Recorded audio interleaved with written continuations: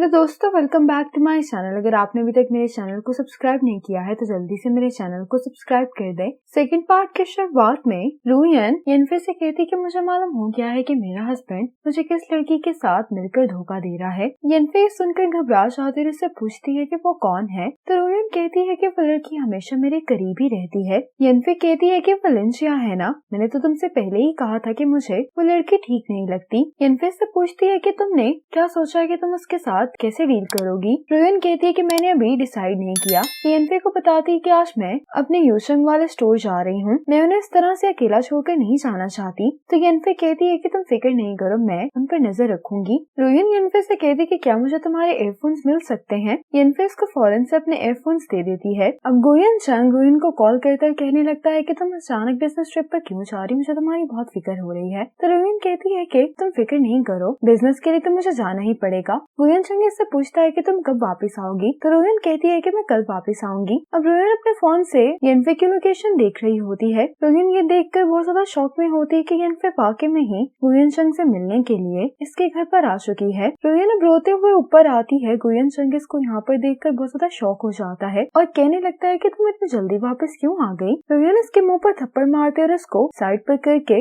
Room में चली जाती है। रुयन अपनी दोस्त यनफे को मारने लगती और कहती है कि तुम मेरी बेस्ट फ्रेंड थी, तुमने आखिर मुझे धोखा क्यों दिया। गुयन चंग और यनफे मिलकर रुयन को ही पकड़ लेते हैं, लेकिन ये सब कुछ रुयन सोच रही होती है। ये अपने आप से सवाल करती है कि मेरे अंदर इन दोनों का सामना करने की हिम्मत क्यों नहीं है। यनफे रोते हुए कहती है कि इस पूरी दुनिया में मैं गुयन चंग से सबसे ज्यादा प्यार करती हूँ और यनफे मेरी वो दोस्त है जिस पर मैं सबसे ज्यादा भरोसा करती हूँ। आखिर ये दोनों मुझे मिलकर धोखा क्यों दे रहे हैं। गुयन चंग यनफे से कह रहा होता है कि आइंदा मेरी परमिशन के बगैर तुम यहाँ पे मत आना। ये यनफे को यहाँ से जाने के लिए कह रहा होता है। जैसे ये बाहर आता है तो रुयन को देखकर घबरा जाता है। गुयन चंग कहता है कि तुमने मुझे बताया नहीं कि तुम वापस आ रही हो। ये सुनकर यनफे बहुत परेशान हो गई होती है कि अब मैं क्या करूंगी। रुयन बहुत शौक में होती है, कुछ कहे बगैर गुयन चंग से पीछे होती जा रही होती है, जिसकी वजह से ये सीढ़ियों से नीचे गिर जाती है। अब यनफे को जब गुयन चंग की आवाज सुनाई देती है तो उसको मालूम हो जाता है कि रुयन को कुछ हो गया है। तो ये जल्दी से रुयन को देखने के लिए आती है। यनफे से पूछती है कि ये वापस क्यों आ गई। तो गुयन चंग कहते हैं कि मुझे नहीं मालूम। गुयन चंग कहते हैं कि हमें इसको ऊपर लेकर जाना होगा, लेकिन यनफे कहती है कि अगर ये उठ गई, इसने हमें साथ देख लिया तो फिर क्या होगा। यनफे इसको यहीं पर मारना चाह रही होती है, लेकिन गुयन चंग इसका ऐसा नहीं करने देता और कहता है कि क्या तुम पागल हो गई हो, अगर रुयन को कुछ हो गया तो प्राइम सस्पेक्ट मैं बनूंगा। ये यनफे से कहता है कि तुम फौरन यहाँ से चली जाओ। ये सुनने के बाद यनफे यहाँ से चली जाती है। लिंचिया को भी आवाजें सुनाई दे रही होती है, तो ये जल्दी से रुयन को देखने के लिए ऊपर आती है। लिंचिया पूछती है कि इसको क्या हुआ है। तो गुयन चंग कहता है कि बेहोश हो गई है, मैं इसको हॉस्पिटल लेकर जा रहा हूँ। अब गुयन चंग रुयन को हॉस्पिटल लेकर आ गया होता है। डॉक्टर गुयन चंग को बताती है कि आपकी वाइफ प्रेग्नेंट है। ये बात अब गुयन चंग जब रुयन को बताता है तो ये सुनकर ये खुश नहीं होती। अब गुयन चंग इससे पूछता है कि तुमने मुझे बताया क्यों नहीं कि कल तुम बिजनेस ट्रिप पर नहीं गई। रुयन कहती है कि कल रात मेरी तबीयत मुझे ठीक नहीं लग रही थी, इसलिए मैं वापस घर आ गई। रुयन कहती है कि कल मैंने यनफे को घर पर देखा था, क्या कल वो घर आई थी। तो गुयन चंग कहता है कि हाँ, वो मुझे ये बताने के लिए आई थी कि तुम बिजनेस ट्रिप पर जा रही हो, लेकिन उसे नहीं मालूम था कि तुम मुझे पहले ही बता चुकी हो। रुयन कहती है कि क्या मैं कुछ ज्यादा ही सोच रही हूँ। तो गुयन चंग कहता है कि अगर तुम्हें ये सब अच्छा नहीं लगता तो फिर मैं उससे दूर रहूंगा। मैं परफेक्ट हस्बैंड तो नहीं हूँ, लेकिन मैं तुमसे बहुत प्यार करता हूँ। गुयन चंग की बातें सुनकर रुयन कंफ्यूज हो जाती है और अपने आप से कहती है कि क्या मैं कहीं कुछ ज्यादा ही तो नहीं सोच रही। अब यहाँ पर रुयन से मिलने के लिए एक लड़का आता है। रुयन इससे पूछती है कि तुम यहाँ पर क्या कर रहे हो। तो ये कहता है कि मैंने जैसे ही सुना कि तुम हॉस्पिटल में हो तो मैं फौरन तुम्हें यहाँ पर देखने के लिए आ गया। रुयन कहती है कि मेरी तबीयत ठीक नहीं, इसलिए तुम कंपनी में सब कुछ संभाल लेना। इस लड़की का नाम शंग्यू होता है। ये रुयन से कहता है कि तुम फिक्र नहीं करो, मैं सब कुछ संभाल लूंगा। शंग्यू कहता है कि कोई तुम्हारी सही से टेक केयर नहीं कर सकता, इसलिए तुम्हें अपना ध्यान खुद ही रखना होगा। इसका इशारा गुयन चंग की तरफ होता है। ये सुनकर गुयन चंग को अच्छा नहीं लगता। शंग्यू अब इसको गुड बाय कहकर यहाँ से चला जाता है। गुयन चंग शंग्यू के पीछे आता है और कहने लगता है कि मैं जानता हूँ कि तुम और रुयन बचपन के दोस्त हो, लेकिन रुयन से तुम्हें थोड़ा डिस्टेंस रखना चाहिए। शंग्यू कहता है कि तुम्हें रुयन का अच्छे से ख्याल रखना चाहिए। वरना? गुयन चंग कहता है कि वरना क्या तुम उसका ख्याल रखोगे? शेंगी इस बात का जवाब नहीं देता। गुयन चंग कहता है कि मैं तुम्हें यही मशवरा दूंगा कि तुम्हें हमारी पर्सनल लाइफ में इंटरफेयर नहीं करना चाहिए। शेंगी कहता है कि ठीक है। ये कहने के बाद यहाँ से चला जाता है। अब वही बूढ़ी औरत जिसका नाम मिस यू है गुयन चंग को कॉल करके कहती है कि ये सब क्या चल रहा है। तो गुयन चंग कहता है कि फिक्र नहीं करें, सब कुछ मेरे कंट्रोल में है। मिस यू कहती है कि जिस चीज के बारे में तुमने मुझसे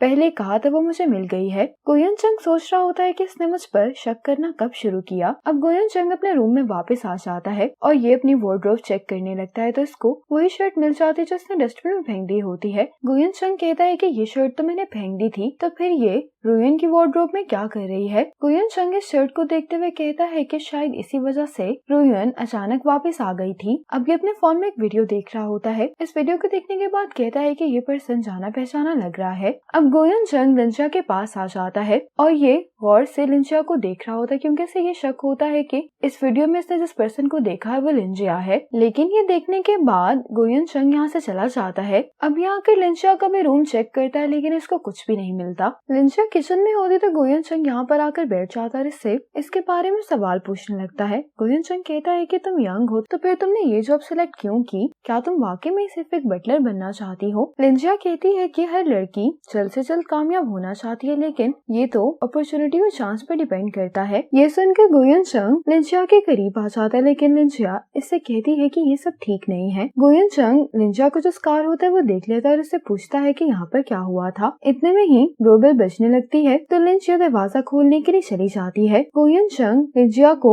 देखते हुए ये कह रहा होता है कि आखिर इसका क्या सीक्रेट है। गुयन चंग से मिलने के लिए यनफे आई होती है। गुयन चंग यनफे को लेकर बाहर चला जाता है। गुयन चंग कहता है कि तुम यहाँ पर दोबारा क्या कर रही हो? यनफे कहती है कि ये बात मत भूलो कि अगर मैं तुम्हारा साथ ना देती तो रुयन कभी भी तुम पर भरोसा करके तुम्हें अपने सारे पैसे ना देती। गुयन चंग कहता है कि मैं तुम्हें सिर्फ केयरफुल रहने के लिए कह रहा हूँ। यनफे कहती है कि तुम सारे पैसे ट्रांसफर करके मेरे साथ कब जाओगे? गुयन चंग कहता है कि 1 बिलियन कोई छोटी रकम नहीं है, इसलिए तुम्हें थोड़ा सब्र करना होगा। ये सुनकर यनफे का मूड ऑफ हो जाता है। गुयन चंग कहते हैं कि क्या तुम सिर्फ यही बात करने के लिए आई थी? तो यनफे कहती है कि मेरा एक इयररिंग तुम्हारे रूम में गिर गया था। गुयन चंग कहता है कि ठीक है, वो मैं तुम्हें ढूंढ कर दे दूंगा। लिंजा भी इनकी बातें सुन रही होती है। ये इयररिंग लिंजा के पास होता है। आज जब रुयन मीटिंग के लिए आती है तो यनफे इसको अपने नए डिजाइन के बारे में बताती है। रुयन कहती है कि ये डिजाइन तुमने चोरी किया है। यनफे कहती है कि इसको चोरी करना नहीं कहते बल्कि अच्छे डिजाइन से इंस्पिरेशन लेना कहते हैं। तुमने तो मुझे ये सिखाया था। रुयन कहती है कि मैंने तुम्हें कभी भी दूसरों का डिजाइन चोरी करना नहीं सिखाया। रुयन कहती है कि तुमने बहुत सारे दूसरों के डिजाइन कॉपी किए हैं और ये बात हमारी कंपनी के लिए किसी थ्रेट से कम नहीं है। यनफे कहती है कि तुम कहना क्या चाह रही हो? रुयन कहती है कि तुम्हें ऐसा करने की क्या सजा मिलेगी, इसकी अनाउंसमेंट बाद में हो जाएगी। ये कहकर रुयन यहाँ से चली जाती है। यनफे भी इसके पास आकर कहती है कि तुम्हें मुझे इस तरह से मीटिंग में एम्बैरेस करने की कोई जरूरत नहीं थी। तो रुयन कहती है कि मुझे डीडी ज्वेलरी ने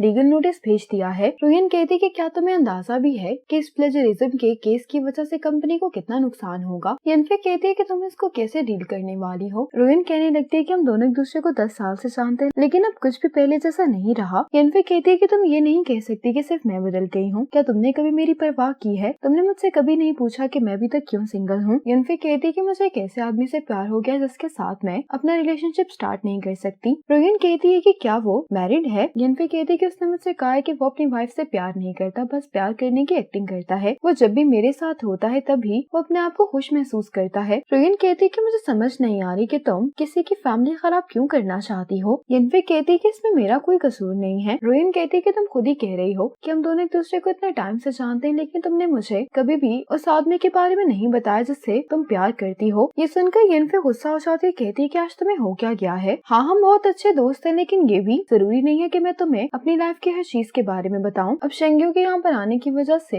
यनफे यहाँ से चली जाती है कि रुयन को प्रॉपर्टी एग्रीमेंट दिखा रहा होता है। शेंग्यू कहता है कि गुयन चंग का यनफे के साथ अफेयर चल रहा है। रुयन कहती है कि मुझे मालूम है। ये सुनकर शेंग्यू कहता है कि फिर तुम मुझसे डिवोर्स क्यों नहीं ले लेती? तो रुयन कहती है कि डिवोर्स लेना इतना आसान नहीं है। शेंग्यू कहता है कि मैं तुम्हारा अच्छा दोस्त और लॉयल होने की हैसियत से तुम्हें ये बताना चाहता हूँ कि तुम जो भी फैसला लोगी मैं तुम्हें सपोर्ट करूंगा। अब गुयन चंग पैसे ट्रांसफर करने की कोशिश कर रहा होता है लेकिन रुयन ने इससे ये अथॉरिटी ले ली होती है। अब इतने में इसको यनफे की कॉल आती है जो इसको बताती है कि आज रुयन ने क्या किया है। ये से पूछते है कि क्या रुयन को मालूम हो गया है। गुयन चंग कहता है कि हाँ, उसे हमारे बारे में पता चल गया है। सामने वाले अपार्टमेंट से लिंजिया इसकी पिक्चर्स ले रही होती है। गुयन चंग के साथ जो लड़का बैठा होता है, लिंजिया को याद आता है कि जब इसका कार एक्सीडेंट हुआ था तब भी इसने इसी को देखा था। गुयन चंग जब घर आता है तो रुयन इससे पूछती कि क्या आज तुमने फंड्स ट्रांसफर किए थे। गुयन चंग कहता है कि आज गैलरी में कुछ नए प्रोडक्ट्स आए थे, मेरे पास पूरे पैसे नहीं थे इसलिए मैंने पैसे तुम्हारे कार्ड से ट्रांसफर करने चाहे, लेकिन आज मुझे पहली बार कार्ड ट्रांसफर लिमिट का नोटिफिकेशन मिला। रुयन कुछ कह नहीं रही होती। गुयन चंग कहता है कि क्या तुम भूल गई हो कि हमने वादा किया था कि हम एक दूसरे के साथ हर चीज शेयर करेंगे। रुयन कहती है कि मैं जानती हूँ कि तुम मुझे धोखा दे रहे हो। ये कहकर रुयन ये शर्ट गुयन चंग की तरफ फेंकती है। गुयन चंग कहता है कि जब मैं कॉफी लेने के लिए लाइन में इंतजार कर रहा था तो किसी की मुझसे टक्कर हो गई थी, तुम जो सोच रही हो वैसा कुछ भी नहीं है। रुयन कहती है कि तुम मेरे साथ सिर्फ पैसों की वजह से हो ना। गुयन चंग सुनकर बहुत हैरान होता है, कहने लगता है कि क्या मुझे पैसों की जरूरत है। गुयन चंग कहता है कि तुमसे मिलना मैं अपनी जिंदगी की सबसे बड़ी खुशकिस्मती समझता हूँ, मैं तुम्हारे साथ ऐसा करने के बारे में सोच भी नहीं सकता।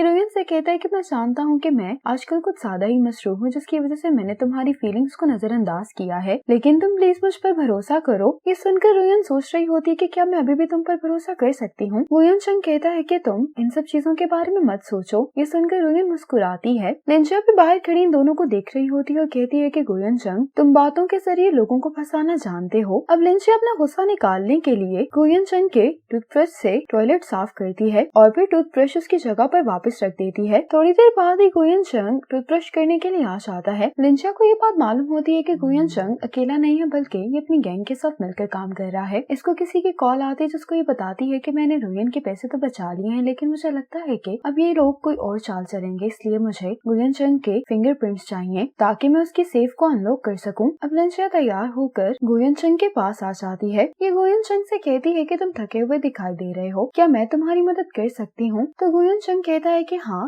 इसी मोमेंट पर ये पार्ट खत्म हो जाता है।